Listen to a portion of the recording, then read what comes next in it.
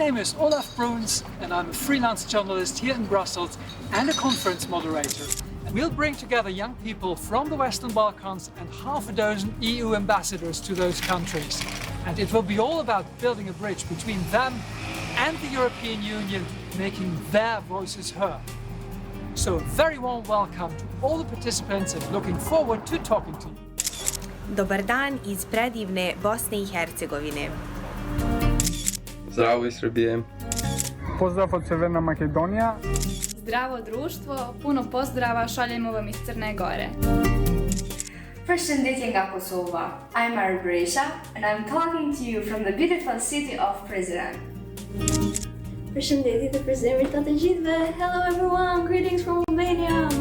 So let's move to the studio and start the debate. See you soon.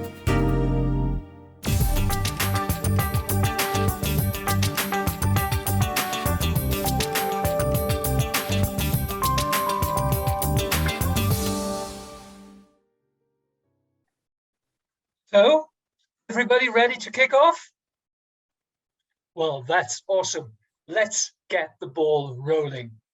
I'm delighted to see that there's so many people joining, but we only have an hour and a half, so I try not to do too much talking and move straight into the debate. In this first part, we'll give the word to 6 EU ambassadors to 6 Western Balkan countries, and they all come with a team of high school students from their respective countries. So let's start with David Gehr, who represents the European Union in North Macedonia, and the high school students from North Macedonia. A very warm welcome, David. Happy Europe Day, and the floor is yours.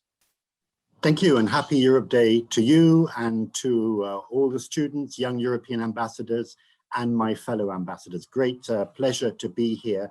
I think this is one of those events we might not have done before the pandemic, but it's something positive that comes out of that. So I've been asked just to say a few words, first of all, about myself. Well, here I am. My name's David Gehr. I'm the head of delegation in Skopje, North Macedonia. And I come from that generation born in the 1960s, whose parents had the experience of the Second World War. And in fact, my father fought in the Second World War. And one of the things, even though he never talked about it or hardly ever talked about it, one of the things that I grew up with from him and inherited from him was a sense of never again. We should never allow this to happen again. And we should do everything we can to try and prevent that happening. And so almost by osmosis, I picked up some of the key values of the European Union, fighting for peace and security, and its values and aspirations for human rights, democracy, tolerance, rule of law. By training, I'm a lawyer, but I've also worked in civil society organizations, human rights, international law, and I've served in our delegations in Georgia and Armenia, the West Bank and Gaza, and now in North Macedonia. And I've also served quite a long time in Brussels too. And if I was to say what moments for me were the most important in my career, I think there were those Brussels years when I was able to witness the series of enlargements which were so important in shaping the European Union and in resolving many outstanding issues across Europe. So there we are. I've said what Europe means for me. And so it's really over to you now. What is the first thing that comes to your mind when you hear the words, the European Union?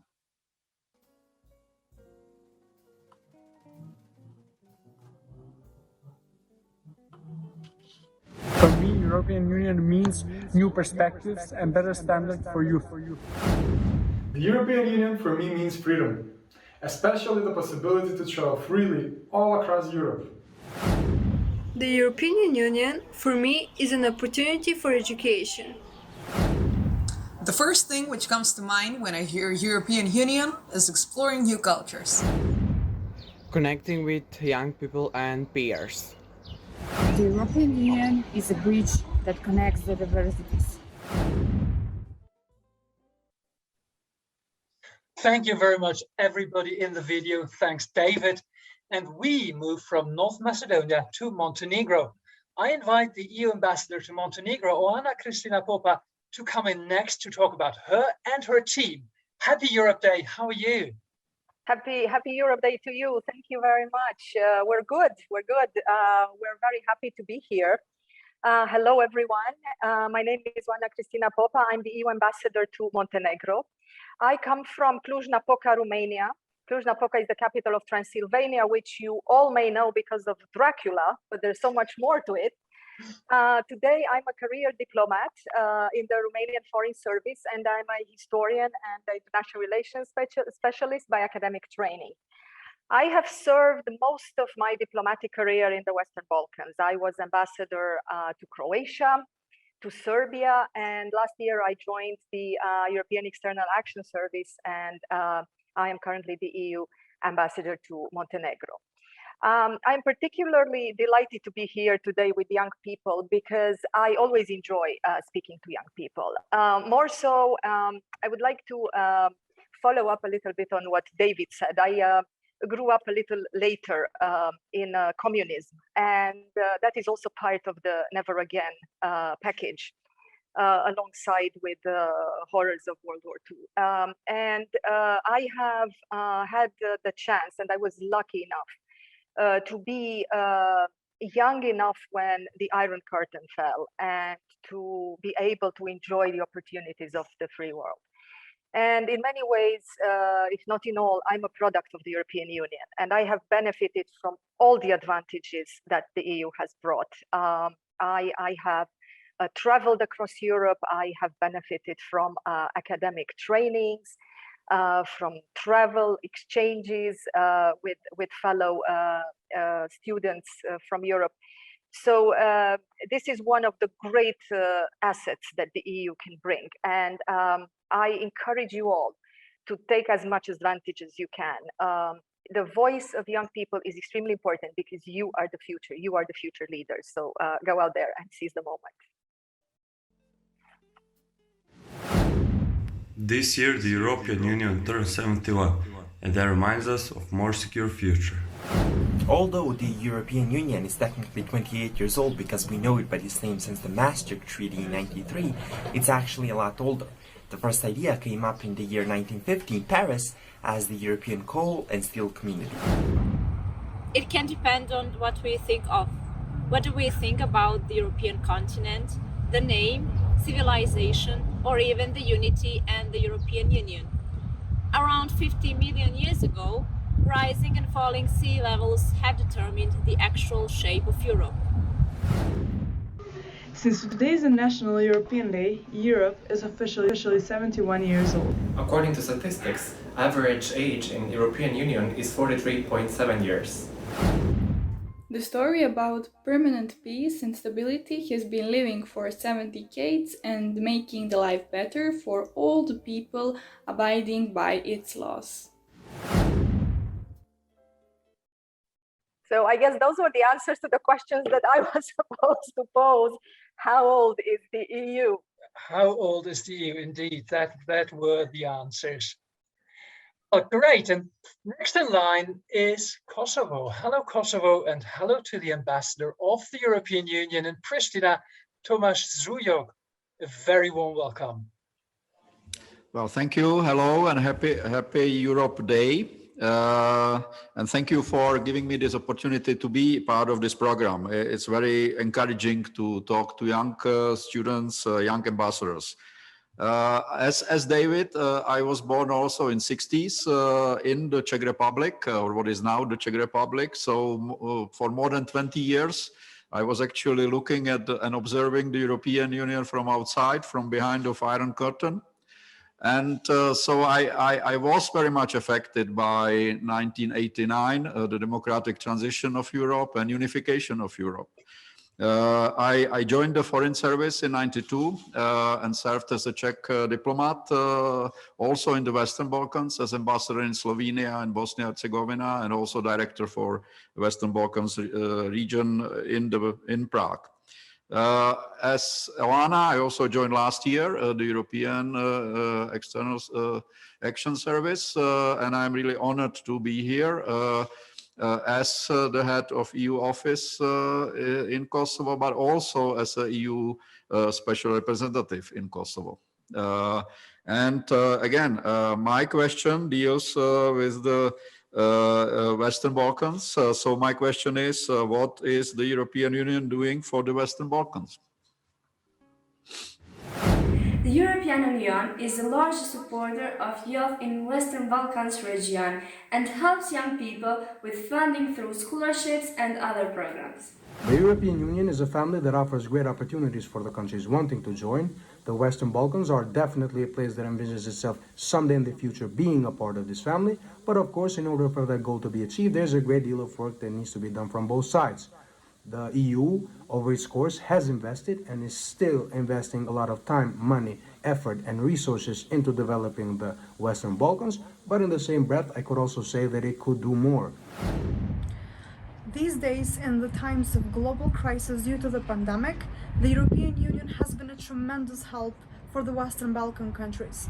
The EU has donated millions of euros to help the Western Balkan countries from collapsing, and it's continuously working to secure vaccines as much as possible to fight against COVID. The European Union is helping and supporting projects in the Western Balkans to use renewable energy in order to protect and save the environment. They are helping us develop new skills and knowledge. Through the stabilization and association process, EU has helped Western Balkans establish peace, stability, and economic prosperity in the region.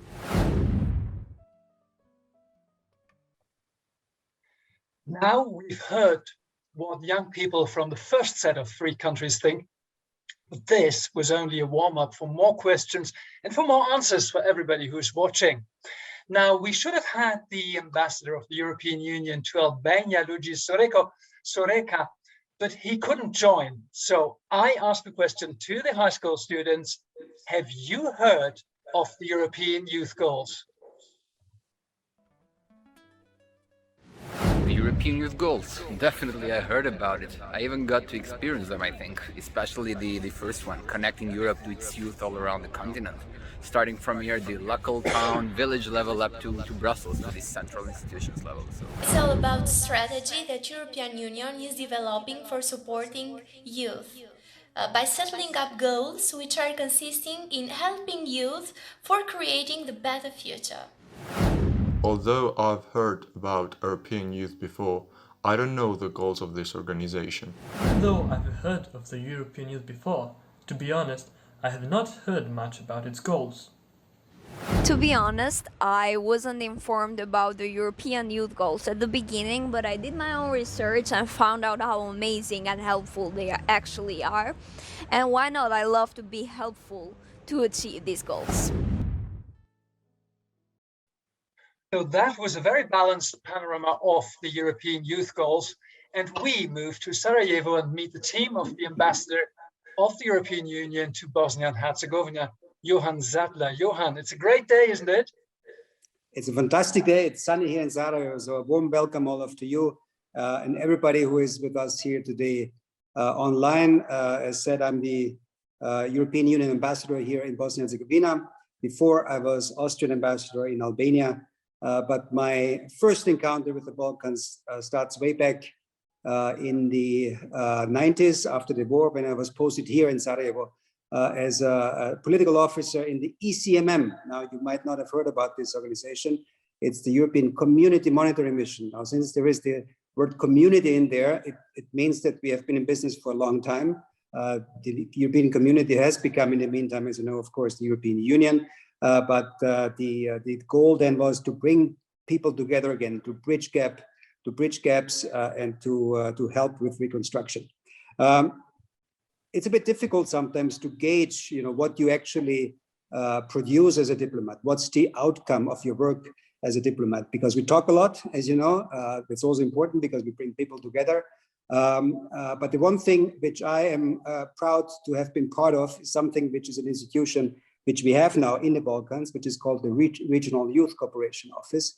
And this basically is based on one of the best reconciliation projects of the 20th century. This is the Franco-German Youth Exchange.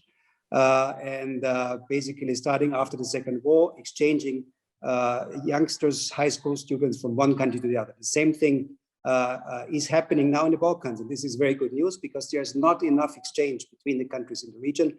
So we have since 3 years the Regional Youth Cooperation Office in Tirana. This is the headquarters there, but there are offices in all our other 6 countries. And this brings me to my question, because RICO encapsulates this idea of the European youth goals. And I want to ask the group here, what is, do you think your peers are familiar with the European Union, with the European youth goals? Unfortunately, I don't think that youth in Bosnia and Herzegovina is familiar with European youth goals. However, I guess that's what we are for. Sadly, only a few peers of mine are truly aware and essentially familiar with European youth goals. That's why we need to work on it and spread more awareness. These goals are for the good of us all. I believe that the majority of my peers are not familiar with the European youth goals. I believe that a small part of them that actually is familiar does not understand the whole concept behind it. I think that some have definitely heard about them, but only a small fraction of them know what the European youth goals actually are.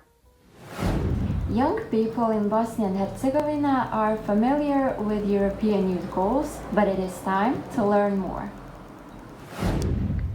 I think that the young people in Bosnia and Herzegovina are pretty much familiar with European youth goals, but not enough. Also, I think that through various activities, we should work on popularizing them. Well, not enough. That is probably one of the key words we'll be debating later in the debate. But thank you very much already to everybody in that video. And last, but absolutely not least, we have the ambassador of the European Union to Serbia, Sam Fabrizi. Welcome, Sam. The floor is yours. Hi, Olaf. Good morning or good afternoon to all of you, and a big dobrodošli from Belgrade. The city today is in a great shape. There's a lot of a good vibe. I came from the center of the city where they gave me a nice T-shirt. I don't know if you can see with our logo. We've written my name on it. So it's a great 9 of May that we have started celebrating last night in Belgrade.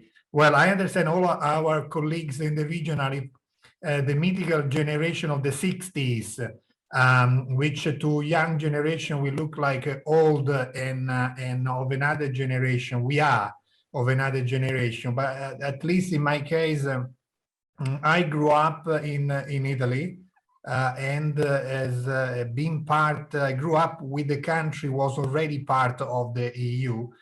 So I never questioned very much what the EU is about.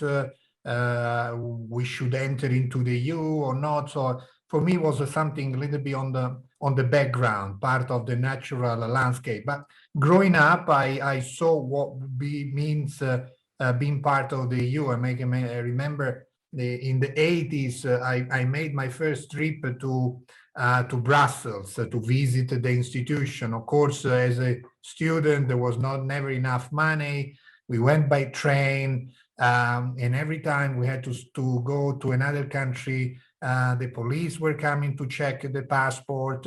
You had to change the money, and after 16 or 18-hour traveling, I remember, was the Rome-Brussels train. If you go now, I mean, over the past decades, there's been Ryanair, Erasmus, Euro, Schengen. So all these things that for a young people who as a traveler matter has been solved magically. Right now you can travel between Rome and with every cities within the European Union without no problem, no borders, no passport control. In very few cases you have to change the currency. So this is a reality that being grown up, I saw firsthand.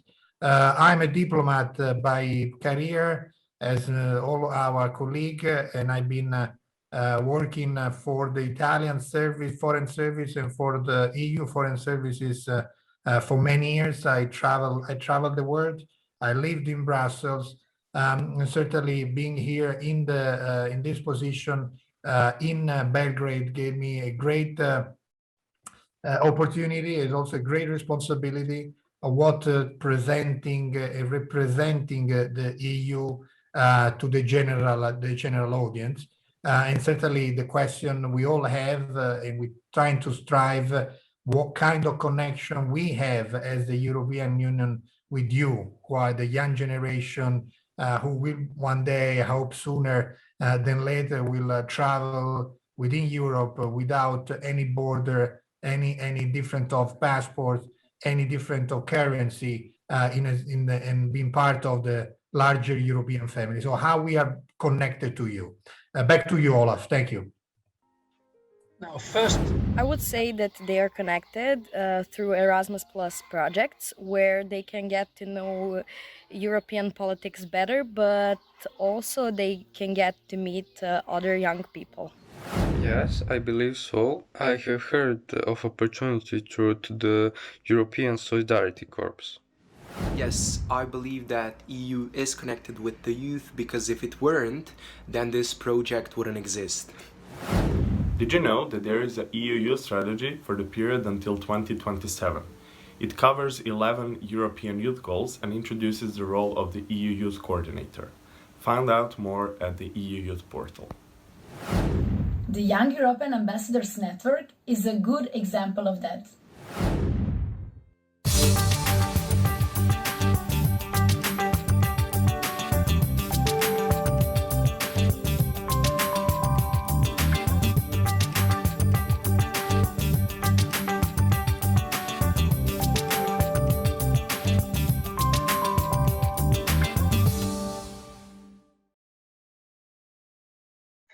And as you probably suspected, the last answers we heard were the answers to the question, is the European Union connected with youth?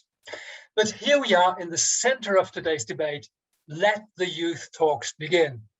Now it's up to us listening to the voice of young people from the Western Balkans. We've already seen them in the videos, and now they're here with me, and they seem to have a lot of answers. It's their energy and their enthusiasm that should be used as a driving force in setting the blueprints for the next generation. We have high school students connected here from Albania, from Bosnia and Herzegovina, from Kosovo, Montenegro, North Macedonia, and from Serbia. A very, very warm welcome to you all, guys. Now, we'll be having a discussion panel with almost 40 people, which is easily the biggest panel I personally have ever moderated. And for those almost 40 people, we have barely 1 hour. So please bear with me if I don't introduce everybody. But perhaps a word of collective introduction. I read through your biographies, and what I saw in terms of civic and cultural engagement left me personally deeply humbled. And bear with me if I omit anybody of you in the discussions. Those who raise their hands more often might end up speaking more often, but here on Zoom, I can't even see you all together. But let's get this on track now. What we are trying to do now is to hear your opinions on the European Youth Goal number 1. Our audiences might be aware of the youth goals, but if you're not, it's 11 goals, which are the outcome of a youth dialogue process with over 50,000 young people from all over Europe. And that means from inside and outside the European Union. And the first goal is about connecting the European Union with young people. And this can, of course, be turned upside down as well as downside up. It's about connecting the European Union with youth, as well as connecting youth with the European Union. So my first question, which was already hinted at in the videos, really, what are the things that come to your mind when you hear about the European Youth Goals? And now I have to click on gallery view to see your hands raised, and I see Tia. Hello, everyone. First things first, when it comes to my mind about European Youth Goals is youth, the power of youth, connected by this huge power of the European Union, you know? It's how we can change the world with the future and kind of the power because it's not the past, in my opinion. And yeah, that's what comes to my mind. It's like giving power to youth and giving them a voice to speak. Well, Thank you very much. that perfectly sets the scene, of course, giving power to youth. Can I hear somebody else? What comes to your mind? I see David. The floor is yours. Yes, thank you very much. I think I would definitely agree with that. But the thing that comes to my mind when I hear about the youth goals is definitely the path we need to be taking, because we know we're all united and that's the thing we're working on. But we need to have like some goals we're working towards when we are united. And I think that's the best part of them.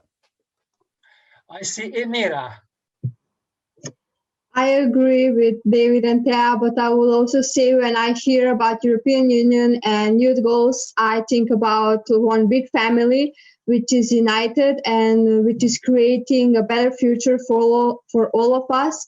And our voices can be heard through European Union. We can volunteer more, we can be active, and we can create a better future. Stereo.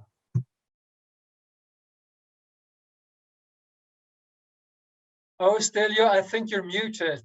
Oh, I apologize. Can you hear me now? Yes, we can, but that's Yes. part of the Zoom world we're living in, so no worries. Yes, Go that's ahead. great. Thank you. For me, I believe the goal of the European youth is to make the youth conscious of what it means to be Europe and a member of this continent. Also, I believe the most important thing is to be conscious that we are the future of this continent and that we will be an essential part to it, not just something unimportant. Thank you. Kalina, same question to you. What comes to mind? European youth goals. First that comes to my mind is equality of everyone. Afan. I would just also agree with everyone so far and add that youth is future of pretty much every civilization, and by connecting youth of Europe, we are practically connecting our futures. Perfect. Now let's move a little bit forward. First goal, as I said, is connecting the European Union with youth.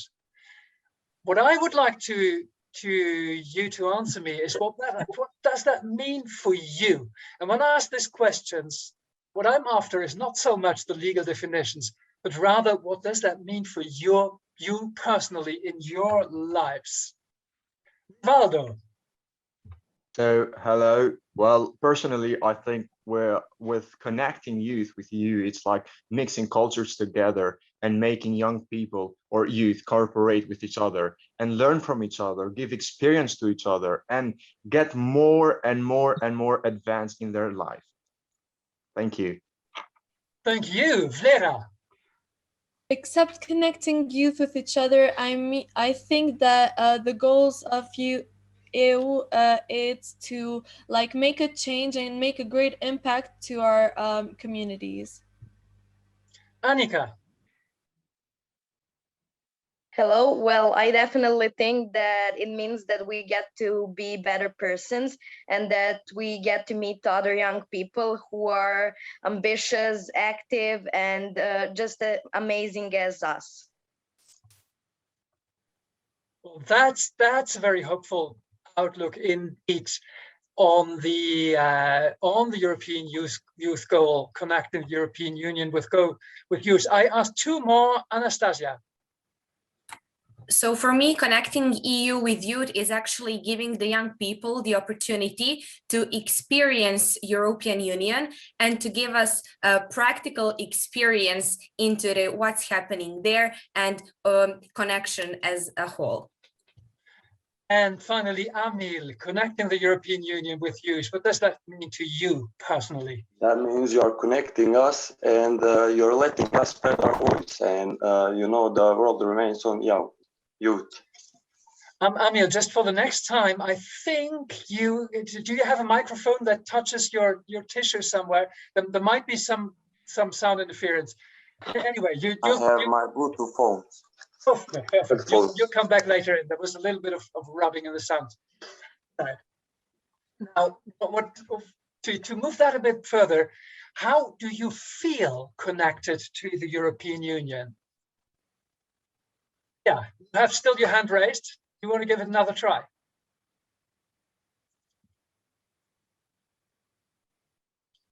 Thea doesn't answer. Azra, how do you feel connected to the European Union?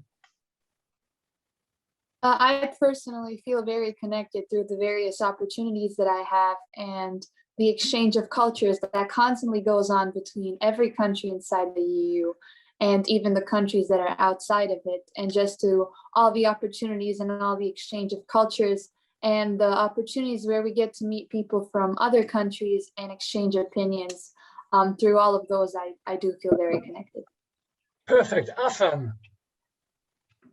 I would also add, from a perspective of someone coming from Western Balkans, I would say that it's practically impossible for us to travel anywhere without crossing the European Union, which is also a pretty important part because it's our connection with the rest of the world as well as the European Union itself. Thank you very much. Now, I would like to take the same question and somehow put it the other way around. And it's a question that is a little bit similar, but a little bit different also to one in the videos. Not is the European Union connected with youth, but rather how would you like the European Union to be connected to you as young people? Rivaldo. So what I would personally like is EU to invest in schools, high schools especially, and university, to make students more knowledgeable what is happening in EU, and to help them be in the same way that students in Germany or France are getting the school done or university. A thing that I would like is like getting some students, some excellent students from university and high school, send them to Germany or France or Belgium or Netherlands, and make them understand what is happening in EU, and to get those lessons to Albania especially, and help young people cooperate with countries in EU. That's what I would like.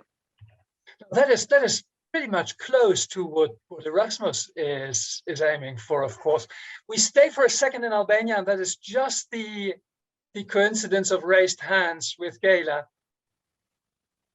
Hello. So when talking about the correlation between the EU and youth, we should consider it as a symbiosis, where we have this correlation, this relation between the two parts, where the European Union should act as a catalyst of itself.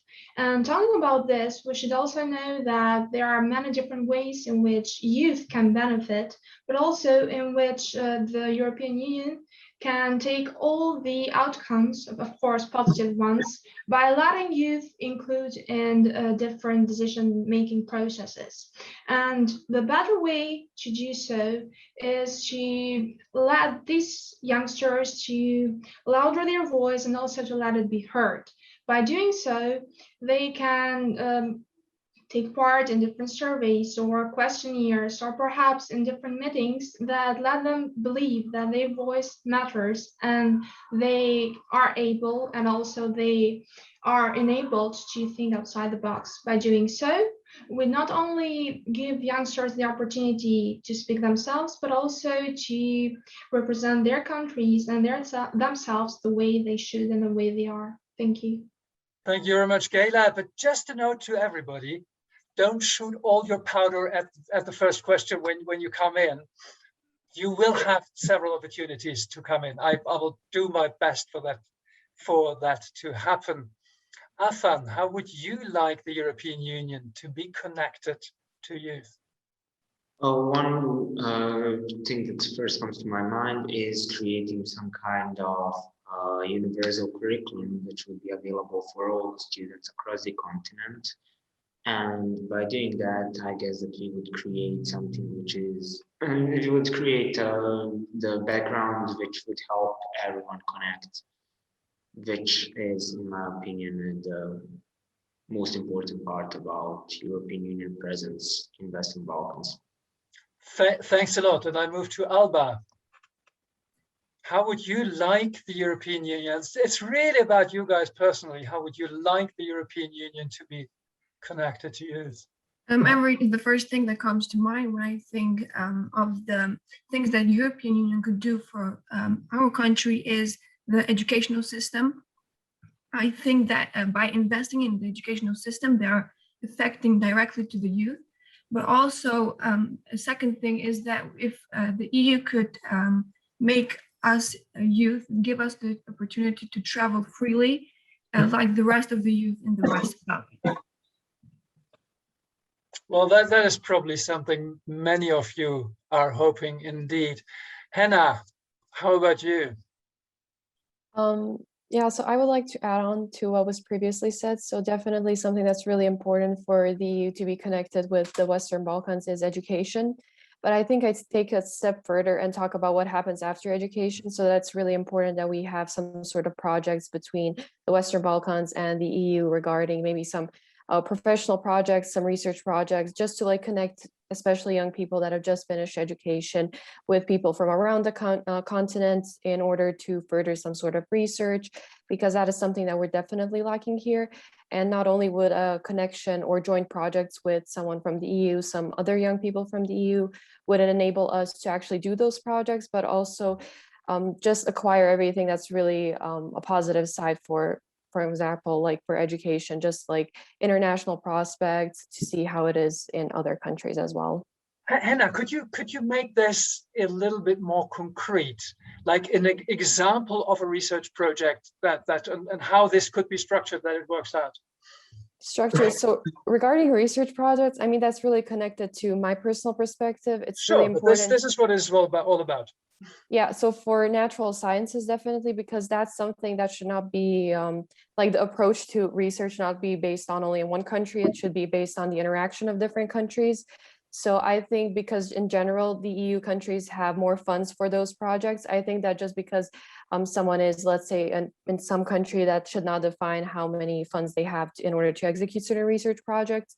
So this would actually enable not only that a really good project may be executed and have funds enough, but also that you can have just the perspective and the knowledge of different people from different countries, different educational backgrounds, in order to create some sort of like optimal project. So I think that's really important specifically for natural sciences, because that's something that I have experience with, something that I want to do later on in my life.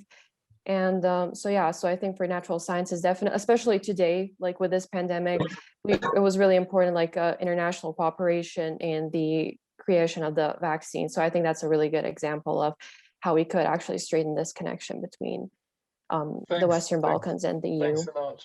Thanks a lot indeed. Arbresha, I give you the floor. Hello, everyone. If I was given an opportunity to do something to fix something, my advice would be half of the many young people in Kosovo, because I think most of their thoughts are proportional at time and very realistic to the event, because I think young people have a lot of challenge with making their decision. They can cost you your life, and they know very well what it's like to make such a decision when you know that behind your back you have a not very strong developing country and not many good opportunities for life. So only they know best what it's like to develop and form as a person in Kosovo. Thanks a lot. I move to Christian. How would you like the European Union? I think that for now the UA is very connected with us young people. All you need to do is increase that family or that network.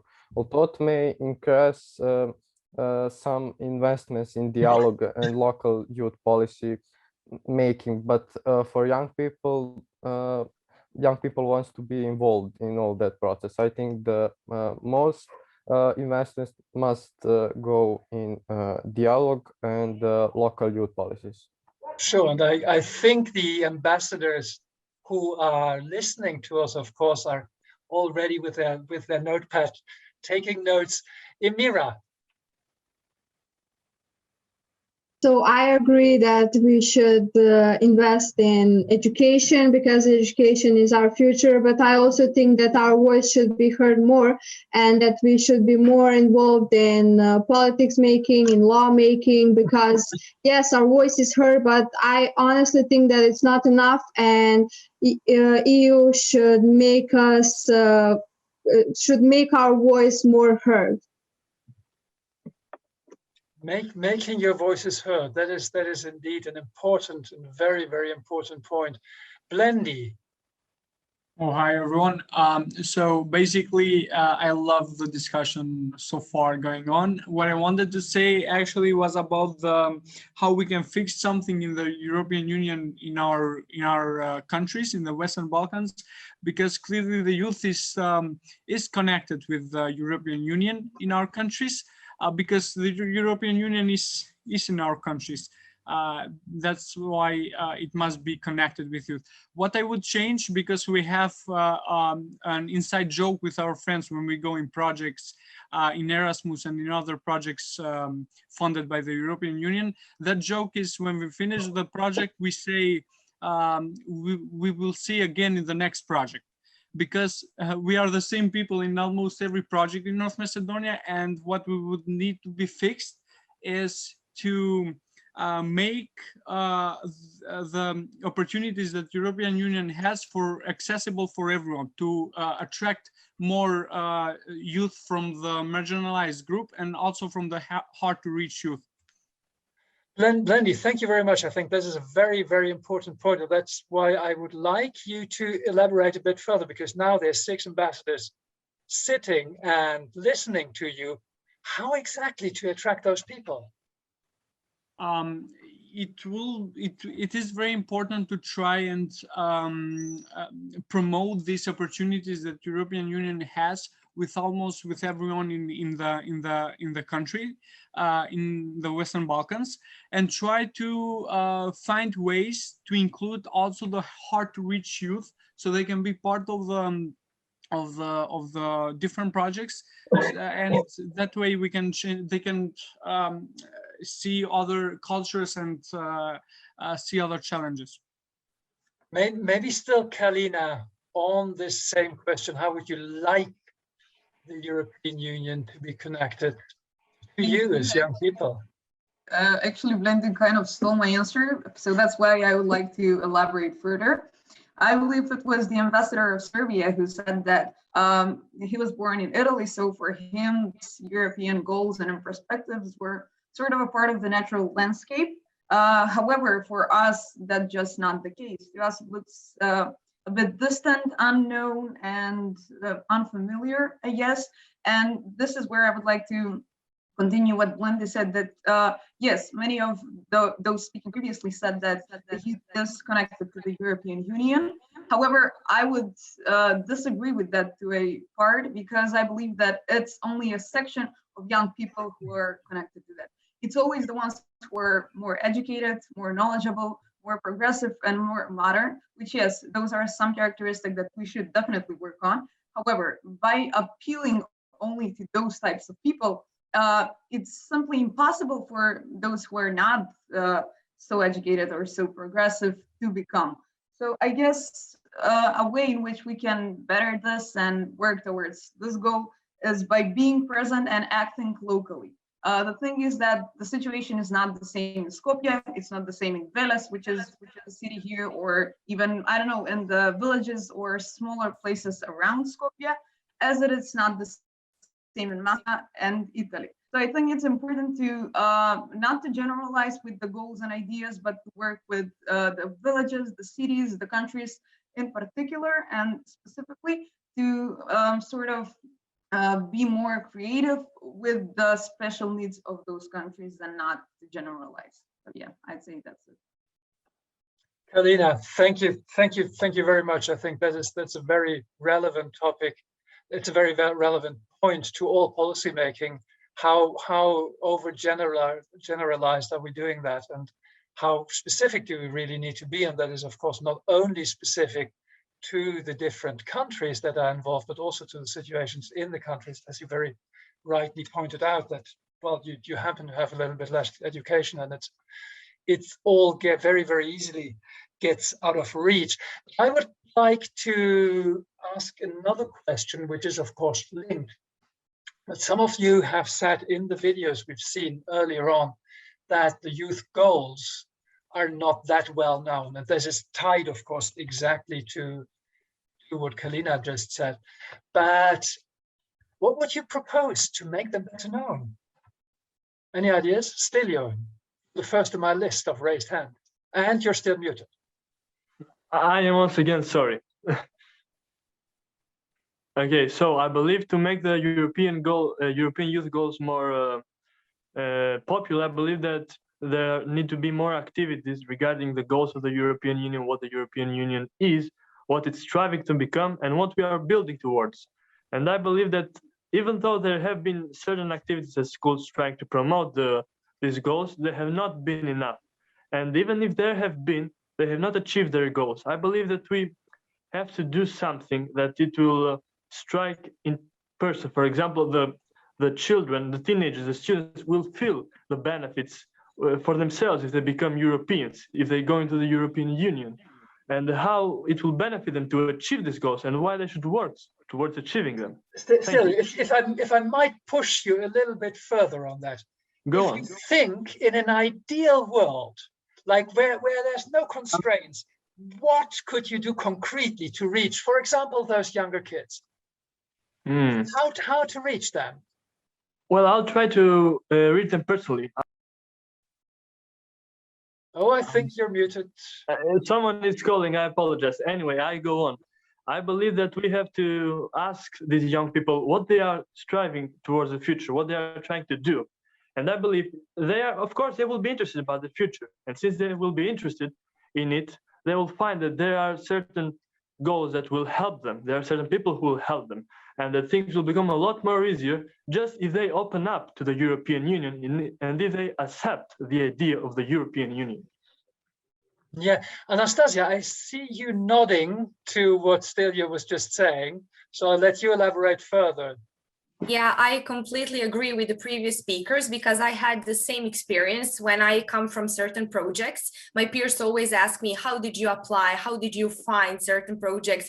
How did you go there? And then I just feel like the promotion is the key. And also I feel that since we are not learning and they're not teaching us about European Union, about youth goals in schools, in our normal curricular activities, I believe that we need to spread that knowledge through projects, and we need the EU influence directly in our high schools and especially in less developed communities, because as it was previously stated, it is not the same when you live in the capital city and in the less developed community. So I feel that these youth goals are extremely important and that many peers are actually interested in developing and being actually aware of them, but they just don't have the opportunity to research. So I'm specifically doing that through social media, and when I'm on certain events or projects, I try to share that to my posts, to my stories, then my peers ask me questions, and I'm always very open about answering them. And I feel that spreading the knowledge and spreading the influence is very important, especially through social media, since we're the modern generation. That is certainly true, but Anastasia, you mentioned or you proposed the European Union to intervene directly in high school programs. Do you think this is something that would be well accepted, for example, in Bosnia and Herzegovina? Well, if we're speaking the truth, I think that it wouldn't be as accepted, but there are many other ways, as I said, through alternative projects where they can interfere and they can actually come to schools and come and actually propose their ideas and their values. So maybe not directly to curriculum, but there are other ways. But this is them probably being present and like coming personally to high schools, speaking with everybody around. Hannah. Yeah, just to add on to what everyone said before. So I think it's really important to have, as with everything that should be promoted, a good advertisement. So to show maybe like some, I'm not going to say billboards, but really infomercials to show people that they exist, show people what they are, the significance of them. So that's really important that the youth actually realize how important it is, how beneficial it can be. So all of the positive sides related to that. But I think for me personally, when I'm looking at, let's say, new projects, want to learn new things, I would include everything that you can find online. So regarding the European Youth Goals and everything related to that, but I would definitely include maybe interviews, some sort of perspectives from people who have engaged in projects related to these European Youth Goals, because they can firsthand show other youths how this has changed them. Why is it good? Why is it maybe not good? What should be improved? Because there you get like a subjective view on the topic, and from the billboards, everything that you can find online, you can get an objective. So I think that's really important to have a good balance between the two, so that the youth can actually decide, is this for me, is this good? And they should be able to do that, because I think that this would be a really good opportunity for all of them. But I think it's really important to give them all information immediately there. So not only what they can find really by Googling or something, or even through social media, but to just contact and be in contact with people who have already had some sort of experience with that. Thank you very much. Thank you very much. Thea, I saw you nodding several times. Yes, because I clearly do agree with Hannah. Let's talk about this. When you asked us the question, I told you that I had to research it on my own. But what if we would give to everyone in our community, for example, the information they actually need it? And the point is that we have access to the information, but if we don't like kind of apply it in the schools, we won't research it on our own. So if more activities like this one happen, like a discussion, or I don't know, a fun game part about Europe, or I don't know, between the countries like this one, it would actually be really helpful to the youth, and we would actually love to like be part of this. Why not? Because a lot of youth don't know anything about it. So I see. Yes, I see. Thanks a lot, Thea. I see amongst the raised hands Nadia also, which I think who I haven't had yet. Yeah, thank you for having me. I wanted to say something about what you asked, Anastasia, about would maybe our high schools accept that we talk a little bit more about European Union. And I think that maybe even if they would not accept that, there are lots of non-profit organizations that are made of high school students that actually do some kind of projects on their own. And I think that maybe if European Union could work with them, like high school non-profit organizations that are connected with school, but not primarily, maybe we can, maybe some other high schools can hear more about European Union and what that non-profit organizations are actually doing with it. Well, I love that you guys have very, very concrete proposals, actually. Rivaldo, I saw you going from signs of total disapproval to nodding and signs of total approval. So I'm just very curious about your take here. Look, here's the thing. Why we don't see what all students on high school and university has in common? That's good life and have a lot of money. That's like on all of them. It's funny, it sounds funny, but it is true. So why we don't do like competitions inside countries or between countries that can give scholarship or money or euros or something like that? That because money is the thing that always people want, like all their life. If you give them 100 million, they will still accept it. So why we don't do that? Give them some scholarships to go to like LA or New York or Berlin or Munich or Paris or something like that. Because competition, let's say, is the win that gives everyone an opportunity to give the maximum thing, you know? And why we get it so complicated in school and things like that? School is more about to learn you math, physics, biology, chemistry, history, things like that. do some competitions that are not inside schools, do some things privately, do some things that spread the word on TV, on leaflets, on social media. We have so much things to do. And what we offer, well, what I would like to offer are scholarships, money, give them some indeed things to make them more like to wish what they want, like to make the dreams come true. Because dreams are not sending them to Paris for a trip and then learn some things. They will get it like, who will say if their community doesn't have like a source, let's say, a source to give them wish to do more, then what are we expecting to do those things in school? I love how you make a funny point and a serious point at the same time. Well, Because we need to accept reality, I guess. Yeah, I mean, of course, if you say like everybody's striving for money, you touch upon something which is certainly to a certain extent true. But when you translate that into scholarships, it becomes something very concrete. This is indeed a proposal to be taken note of. Well, I would like to do.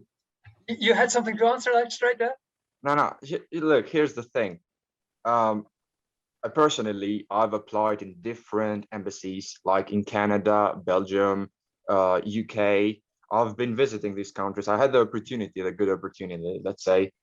And what I've seen there and what I'm seeing now in Albania, especially, it's so different. It's so sad to see what's going on here. And young teenagers are leaving schools just to get a job, to get some money for their families. So what we want, personally, I'm talking in all teenagers in every city in Albania, is to get to have a good future, let's say. They don't want to work and, like we say in Albania, and eat bread, but we want to have some vacations too. We want to go somewhere, visit some parts of the world.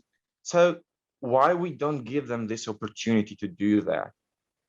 That's the thing, like that's the source that we need. Like, I'm talking about Albania, I'm not talking about other countries.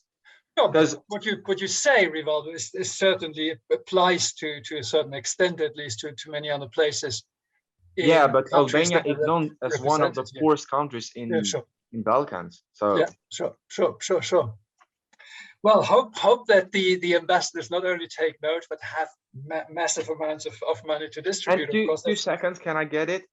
Personally, I'm sorry that I'm talking two seconds, but you will come in later, because we can't do just a duo of the two of us. Okay. Well, pushing this a little bit from the EU area to the individual countries, if we want to connect youth to any political entity, I think youth engagement comes center stage. And I know, because I read through your biographies, that you guys are the ones who are engaged. So what I would like to do in the next step is to gather some of your stories of your personal engagement. What are you busy with? What have you done in terms of youth engagement and volunteer works? Just maybe something that is not that extraordinary to you, because it's your life all the time, but it might be extraordinary to everybody else who's listening. And Afan, you have your hand raised. So first of all, my personal story with engagement in, let's say, civil society is mostly based on humanitarian work in Red Cross, to be more precise. So there I had multiple opportunities to be part of projects which include mitigating effects of migrant crisis, to some other locally based issues. To answer your question, I think the main thing in connecting youth through these civic engagements would be by surveying youth and adjusting the programs to certain subcultures present in our countries. So by having, let's say, custom programs for different subcultures, I believe that youth would be more connected through those common goals. I thought that's a very valid point, because it links also to what has been said earlier about well, listening on the one side, listening carefully, and also tailoring programs to all different communities that there are, and not just like to one serves everything. But I was now on another point, which is gathering your personal stories of youth engagement, of volunteer work. Blendy, you have your hand raised, and I happen to remember, I think so, correct me if I'm wrong, that you are the one who was fighting for better adaptation of the current education system to the COVID-19 situation. Isn't that true? Yes, Olaf, right. Tell me about that, because that's a very current example. I will try to sum it up two answers, because first it was about the earlier question, and I wanted just because I'm so self-critic to myself, and I wanted to share something just shortly why the youth isn't informed. It is because one, we mentioned the reason of the European youth goals not being promoted as much. And second, it is our task as activists to share those goals with our peers, right? So a month ago, a student in a conference asked me, what does it mean activism for you? And I told her that activism for me, it is like a tag game. I have it and I pass it to someone else. This is our task as activists, to share it with others, to create more agents of change. Now back to the question. We are currently working on the reform on the education system for the secondary education. We have been working tirelessly from the beginning of the crisis to adapt our education system on the circumstances shown by the COVID-19. And also, most lately, we have negotiated a deal with Prime Minister, with Minister of Education, and with MPs to change the concept of state matura exam. And we did that extremely, it was extremely hard, because we had intense lobbying with MPs in the parliament, and almost we have been for straight one month in every headline in television and in every social media, and it was really extremely hard. Blendy, let me just interrupt you a second, because we are on the current example here, and it touches also about what we are doing here as a Zoom conference, because we can't travel, because we can't meet, and so on. But what exactly was the problem you had identified in the education system in the current COVID-19 moment, and what was the solution you were striving for? Based on the problem that we had with currently the system that we had when the pandemic started, it was really disorganized, because we weren't taught to use the digital tools and to have online learning. So we tried to give recommendation to the institutions to create a national digital platform for the students to get connected in one unified platform, and not to use Zoom or Google Meet, more platforms. That was taken into the consideration from the institutions. And we did it also some other, we proposed the blended model approach of learning. So we would have schools with rotation, but they didn't take that into the consideration, even though it was a great proposal that would have been very amazing implemented if it had taken into consideration from the institutions.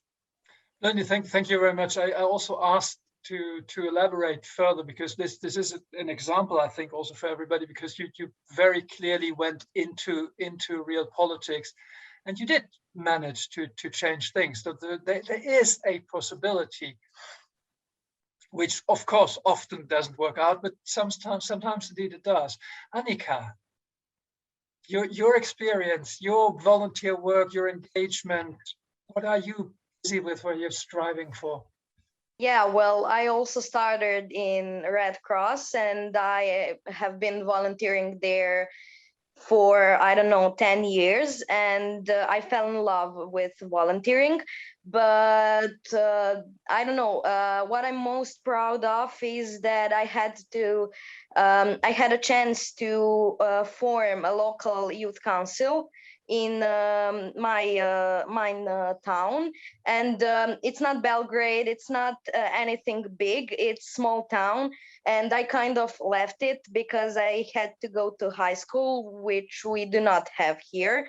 So I was really sad that there weren't people who were taking care of young people who are here and who decided, or they didn't have money to go anywhere else. So with other two girls, I had I don't know, a petition for a local youth council, and the local government said, okay, we will have that. But it was kind of a long process. It took me about 7 months for that, and it was really hard because first of all, they were like, oh, we do not need to have that. Why would you need that? The young people here are happy. They have an amazing life. But when I told them that I'm the first one who left that town because I didn't have the opportunity to be a high schooler here, and that young people are leaving this town, that they do not have a job here, that their families are the first ones to make them leave this town.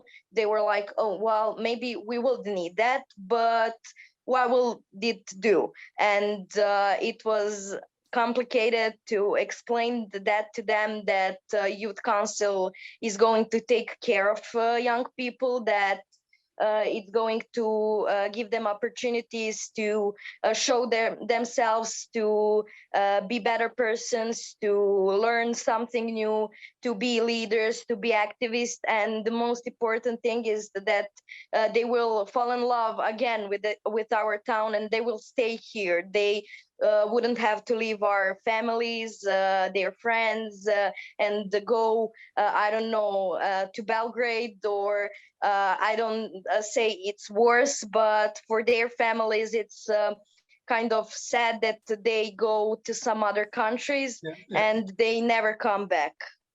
Annika, and well, also the previous speakers, but what I particularly appreciate is well, basically you're speaking about endurance, and you need a lot of endurance to make things happen. And it's on one side that yes, there might be openings every now and then for engagement, but you really have to fight these through. May I just ask one other example before moving on to something else, Nadia? If I remember right, you mentioned ecology in your biography.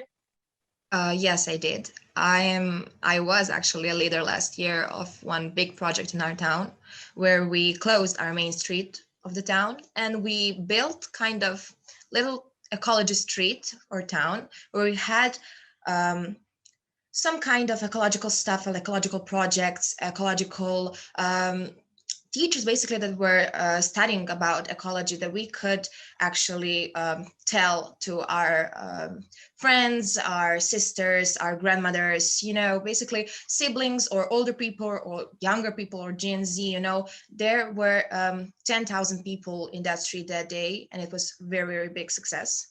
And I think that in our country, we don't actually talk very much about ecology.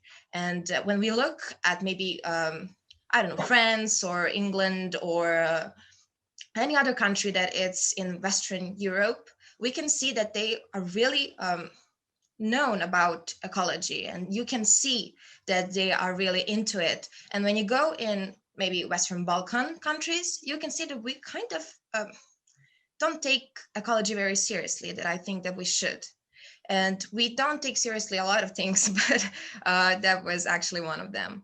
And I actually wanted to tell you about other project, and I will be really quick. I'm actually working now on a project. You know that you said earlier the European Union is working about peace. You know, they support peace between people. And we all know that countries in Western Balkan had in the past really, really big, I don't know, some bad mistakes, or they just didn't get along very well. And we're working currently on maybe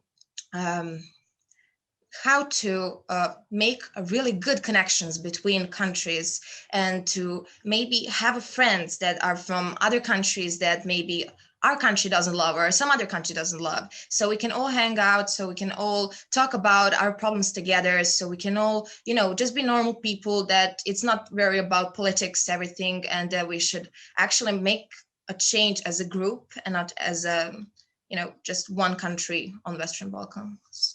Indeed, So, I've thought about this topic when well, several of the ambassadors initially mentioned how the European project, of course, is an answer to the conflicts the European continent was having, and well, your guys' countries had brutal conflicts not that long ago.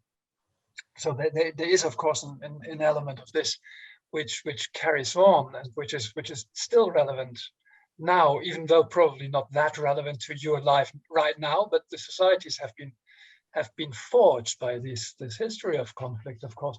Now, I see now there's more than 10 hands raised, if I count right, and you all have your stories, which I immensely appreciate and I'm curious of. But there's one topic I was asked to debate with you, and so I would like to know, when one speaks about youth engagement, in many countries there are laws about this, laws that are meant to facilitate youth engagement, youth policies, but also youth in politics. And I would like to ask you for a few examples. Just, are there kind of these laws in your countries? Are they implemented? Is there something happening? And I also open the debate now already to the yes, because time is running, and I see who's the first one. I haven't had Kalajit. Yeah, thanks very much. Well, I mean, indeed, we here in Albania, I mean, in like 2 years, we have a national youth law. We also have a national action plan on the new that mentions many of the principles that we discussed today, the European youth goals, the priorities, etc. But I mean, we have these new structures established by the law, which are consultative ones, which try to include the youth, etc., etc. But I guess the real problem, the roots problem, I mean, has not been erased. And I guess the roots problem is that we still try to deal with the youth in this very traditional way of dealing with them, like in a top-down approach. I mean, we have these consultative structures where the minister or the mayor actually runs the meetings and try to hear our opinion on any policies that they have already taken, or maybe they are thinking of taking. But I guess, and not to be too long, I mean, I want to conclude, like, my main message is, like, I think I speak in the name of young Albanians in this sense, but also in the region. I think we are done of expecting from the institutions just to hear us or to listen to us. I mean, we have gone to another stage where we want them to actually let us coact and co-manage together with them all the policies they do. And I guess here, not only the Albanian institutions and politicians have a lot to learn how to do this, but I guess even the EU institutions themselves have to think about it, because there are some concrete examples on how you can actually co-manage policies with youth, but it's not very widespread. And I guess Albanian institutions, EU institutions, and politicians have not yet made that big mentality step, I would say, to go to that. So that's what I want, that's what I expect, and I mean, that's what I think all my colleagues should strive for. So. Yeah, and it ties, of course, to the fact that if the state makes youth policies, it's basically youth that is concerned first way. Christian, the legal situation in Serbia. I see a law through two ways. First is through youth policies. Second, through local plans for young people. Bearing in mind the youth policies affect young people, regardless of whatever young people influenced, I would say that our first task is to promote active participation in that way, that in an issue that concerns us, and we have the right to ask, to decide. And I believe that the youth policy should be brought closer to young people who have not been actively involved in decision-making process. especially local community, half local community, and the most important in local community are youth associations, student parliaments, high schooler parliaments, youth officers, local traditional media, but and youth media. Young people are informed through social networks or social media. So it is important to present on them and use formats that do not bother young people. And youth policy can be actually very creative. Second, local action plans for young people are very important. Most municipalities and cities have them. These plans are written very well, and they recognize all the problems and needs, but they just get lost somewhere in the implementation. So the changes will not fall from the sky. We young people must also understand that we must initiate a change. The changes don't have to be big. It is important that we start with changes because sorry, yeah, I was just picking up from change is not going to fall from the sky. I think this is something which is also very, very closely linked to the endurance that has been mentioned beforehand already. Christian, allow me to interrupt you. Just take some of, there are still high schoolers that I haven't heard of now, and one hand is raised, and that is Stanisha, I think. Thank you. In North Macedonia, from recently, we have that law for youth engagement. Of the beginning of the law that not start very good, and we don't felt some change. But in the previous week, I see many people who are significant the youth work, and now I see in my city concretely youth center for youth people who want to change something. Great, Mira. So I know that this law was implemented last year, I think, law on youth participation and youth engagement. And I think that this law was really needed in my country because this law also promotes our professional development, our social development. And I know that this law also implements youth centers in every town in my country, and that has already started, which I really like. For example, in my town, the youth center is almost done, and that will really encourage us to be more active and to volunteer more. Great. I would like to raise another question, which is a total change of debate, but this is because I have opened the debate to the young European ambassadors. And now first a question to those who aren't. Are you aware what these guys are doing, what the role is? Henna? I vaguely know, so not really into detail, but I know that they are sort of like, let's say a connection, so a bridge between young people in a specific country and sort of like the EU. So they're first point on with EU countries. So yeah, that's really in short what I believe that it is. It's just a few associations that come to mind when you hear young European ambassador. Stelio, what comes to your mind? Well, to be honest, I hadn't heard of them until recently, but they seem like pretty good fellas, to be honest. What I think of them is that they are trying to promote the European Union, its goals, to develop youth engagement, to make the youth more active into local and central politics. And I believe that it's a thing that I've mentioned before as well, is to make them more conscious of what it means to be European, of this larger European family. Indeed. Basically. Yeah, that's what I understand when I hear that. Thank you. Indeed. Abresha, I see your hand raised. Is there anything that comes to mind?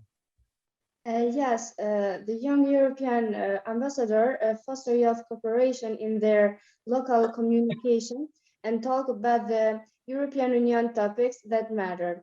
They are peer role models. They share their voice with mutual understanding and also shape the views on the European and its relation with Easterns and neighborhood. Thanks a lot. Thea. Well, I would agree with everything that the people before me said, and I would say that they're the most cool people that try to better the world and the community. And I would give them a shout out and like a round of applause because they really do deserve it. Well, round of applause, and I see a heart appearing at Strian.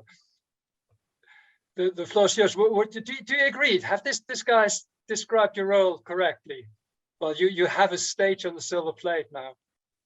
Yeah, well, first of all, let me just say Happy Europe Day and Happy Victory Day to everybody. And the discussion so far has been great and really engaging and interesting. While these high schoolers are very well informed on our role, I would say. So I love you.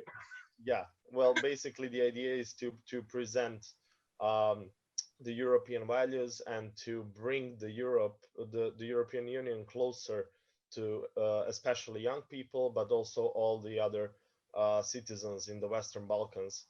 Somebody during the debate mentioned that the key is actually the promotion and the presentation of everything that is already being done by the EU, and that the large amount of people and citizens in the Western Balkans are not really aware of the scope of the help or the investments or the opportunities that are being offered to them by the EU, and also the perspective of these countries that are actually going towards the accession to the EU.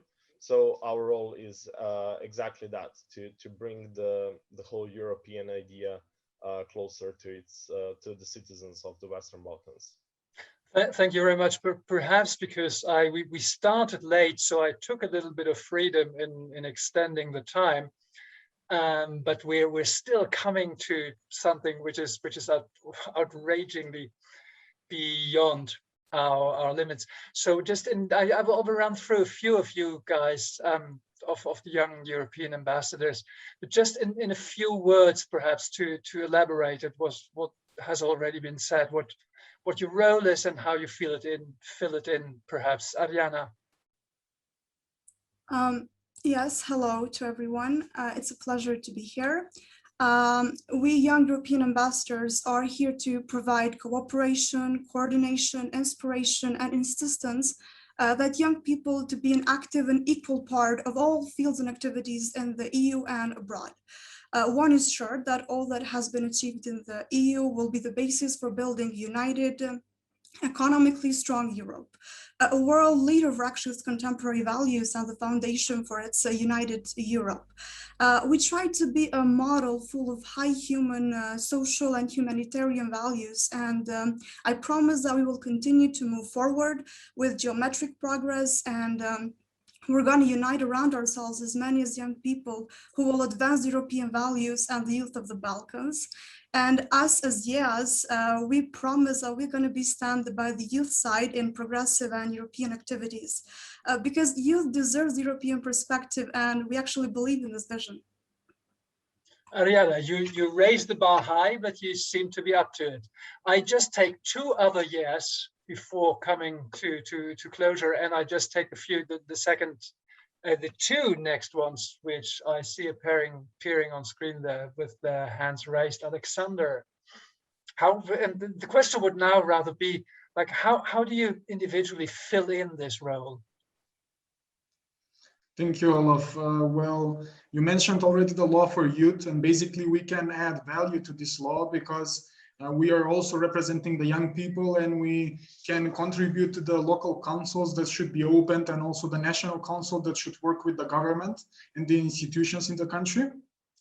But I still want to raise the point that a lot of young people that are part of the rural communities around our countries are not really engaged in this kind of youth policies. And I believe we should work on that a lot, because every young person should have his voice heard, even though if he lives in a smaller place or in a bigger city.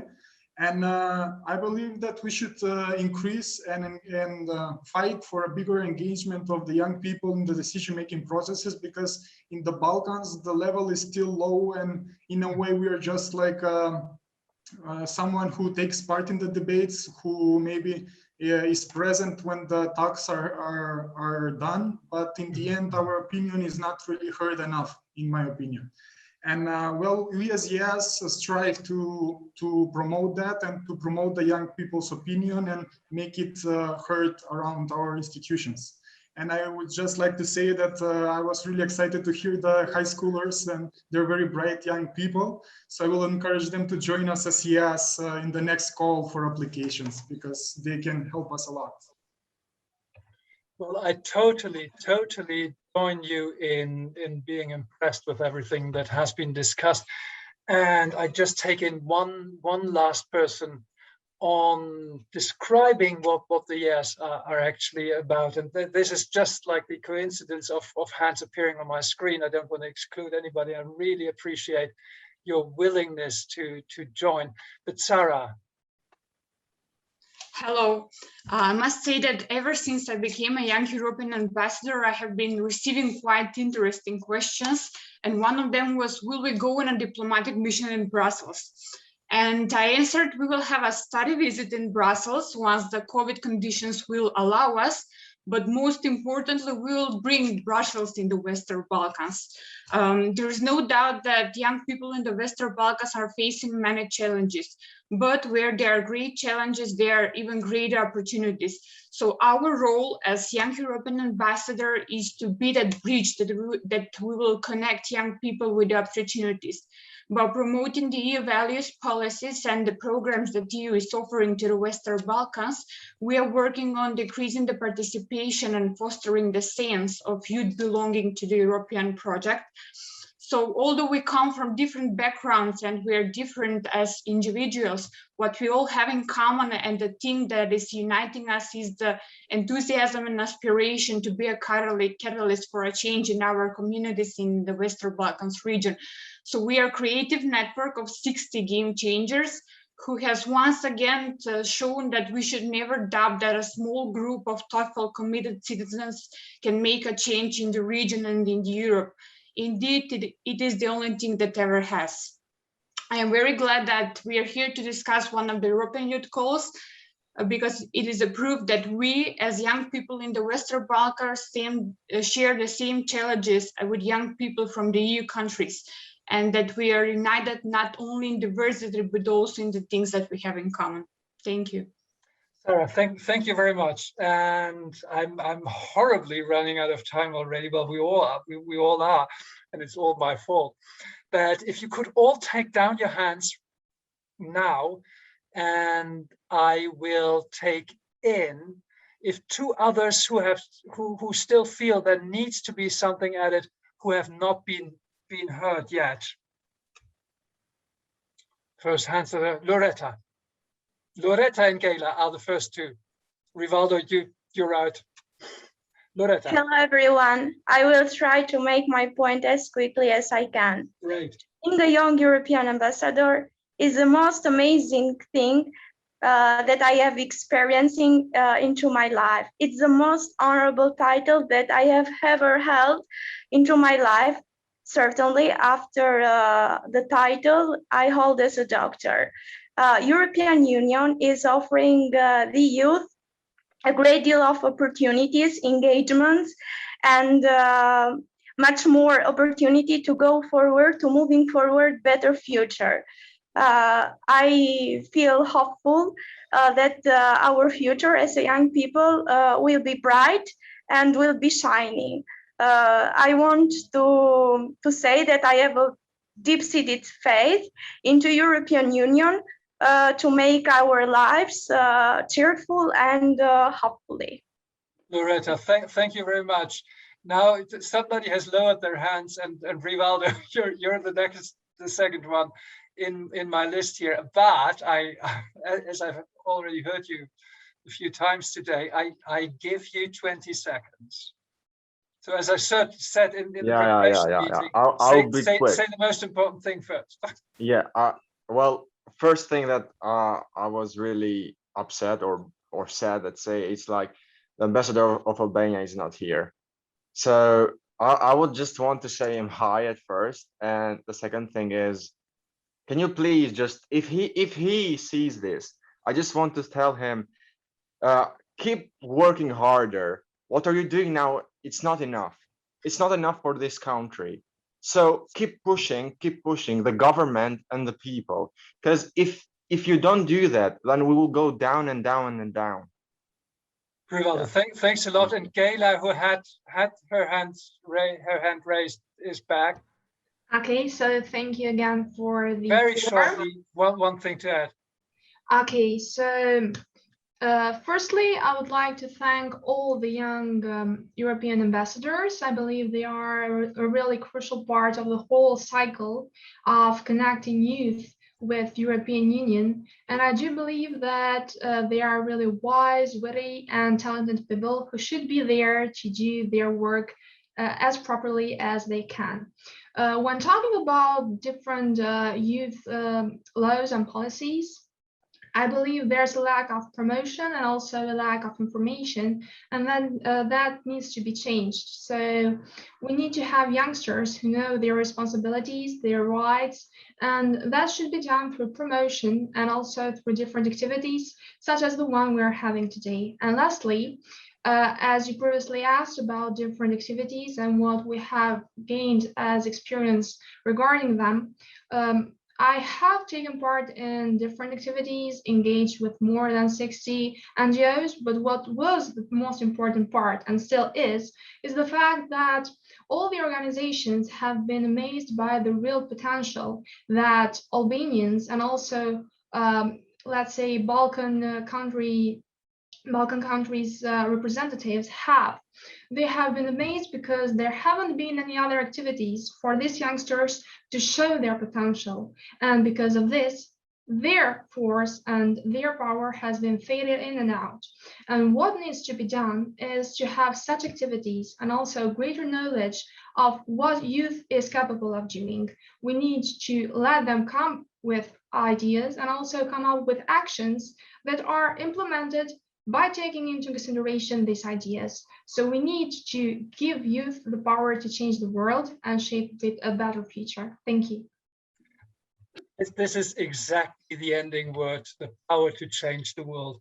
It is exactly the ending we needed.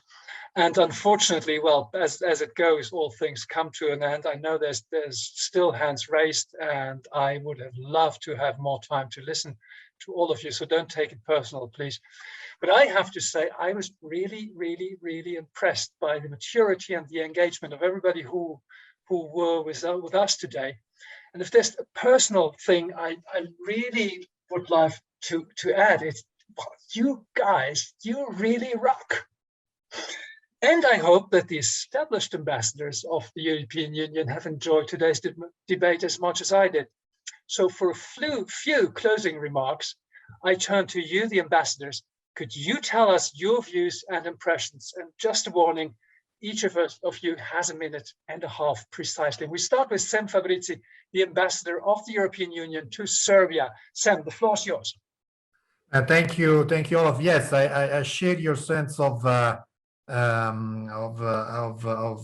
pleasure for the enthusiasm, for the critics, for the critical thinking of this young ambassador. I think we, the 6 ambassadors in the Western Balkans, can easily retire because there's a new generation ready to punch and to take the place. So good work, guys and girls. Push us and take your place. I think it's you, as also some of you have said, you are already, leaders of your generation. You are already engaged. Question will be, in my views, twofold. The first one is how to engage those of your generation who are not yet engaged. And this is the question where we as EU, we can really learn from you, because it's your generation, it's your language, it's your code, your buzzword, and nobody would understand better than among yourself.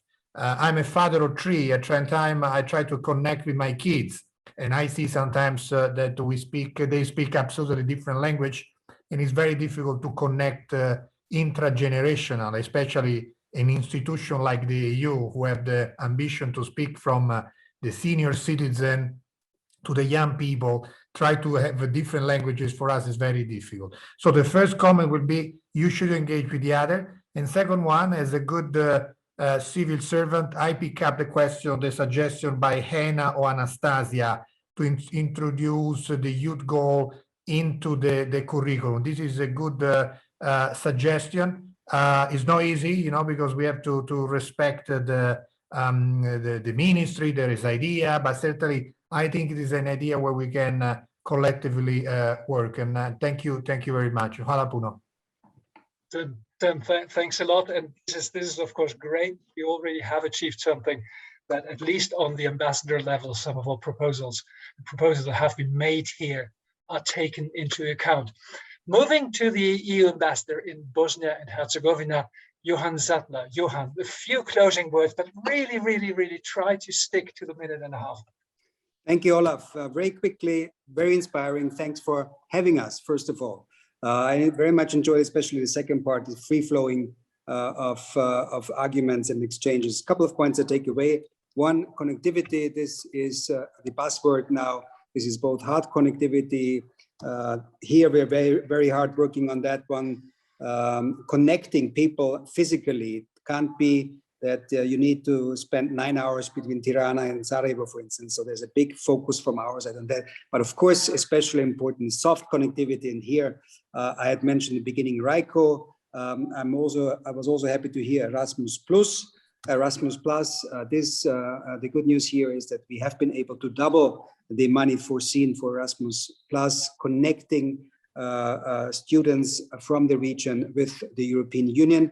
And this will enable hundreds of thousands, if not millions of people to get better connected. One other thing I take away from today's discussion, I don't know who said that change doesn't fall from the sky. And here my plea is, because somebody say, make our voices heard. My plea to you is get involved.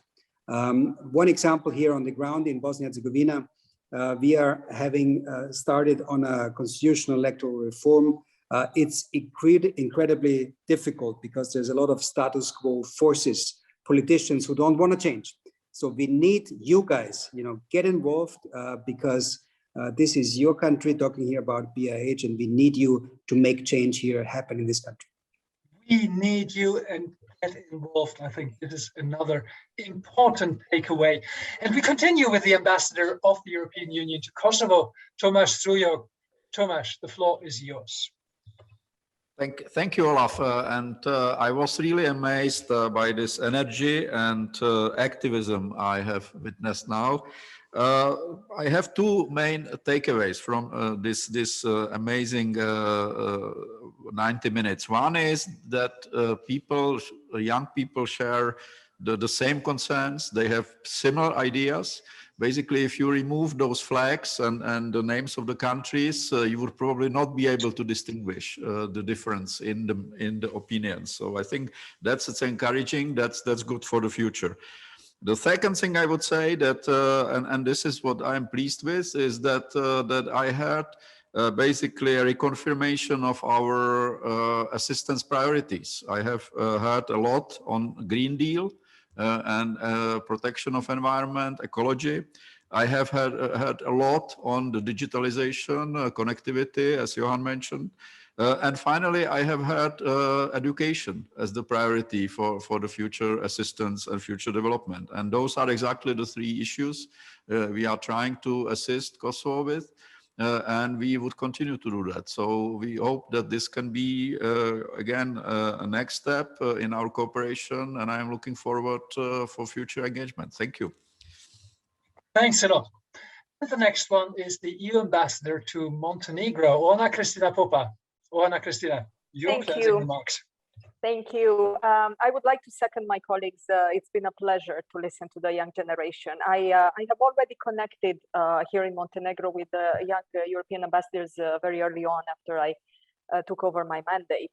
And one thing that I need to say is that people in this region and in this country still need to sit down and talk. They need to have a dialogue. Remember, Europe was built on former enemies working together for common prosperity. So the history of this region is not different at all from the history of Europe as a whole. And you, the young generation, can do that, and you can teach also the older generation to have a comprehensive dialogue and to sit down and talk their problems out. And therefore, I also want to emphasize education. We here in Montenegro, we are already planning to start going in schools come September and to talk about the EU with school children, with kids at their level, to explain what the EU is about and to also make them aware of this extraordinary power that they have. You are the change. Change does not drop from the sky, you are right. But then you need to go one more step and also realize that you are the change. We can create the conditions and we're definitely doing that, but it's up to you to step in and do it. So I leave you with this. And I really look forward to continuing these fantastic discussions with you. Great, also because what you announced is something that has been said earlier, to go into the schools and speak with people. So this is great to hear that some of the proposals are actually on the way already. And we conclude with the ambassador of the European Union to North Macedonia, David Gehr. You're the one, David, you opened today and you have almost the last words. Thank you so much, and can I just echo the comments from all of my colleagues and the appreciation for your engagement, and also to say that I'm not at all surprised, because my experience of discussions with you across in North Macedonia has always been, I'm impressed by your energy and dynamism. Thanks also for setting some challenges. You're right, we need to do more, reaching out at the local level. We already do a lot, including through our Europe houses, which we hope to develop further in the country, but we can do more. A lot of what we've talked about is about trying to ensure that the kind of opportunities that we have enjoyed can also be enjoyed here. In other words, that the EU is part of the landscape.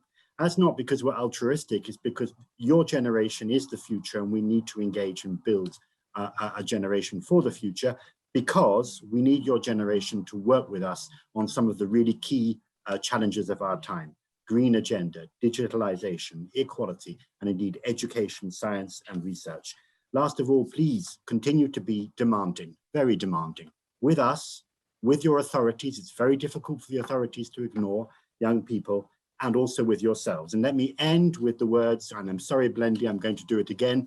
I'm going to quote our first conversation with you when we met about 8 months ago, and I asked you, why are you engaged in activism? And your answer was, because I don't want to be part of a generation that just complains. Thank you. Excellent, excellent ending words. And as I said, you have almost the last words. May I just add a few words of gratitude after these closing remarks.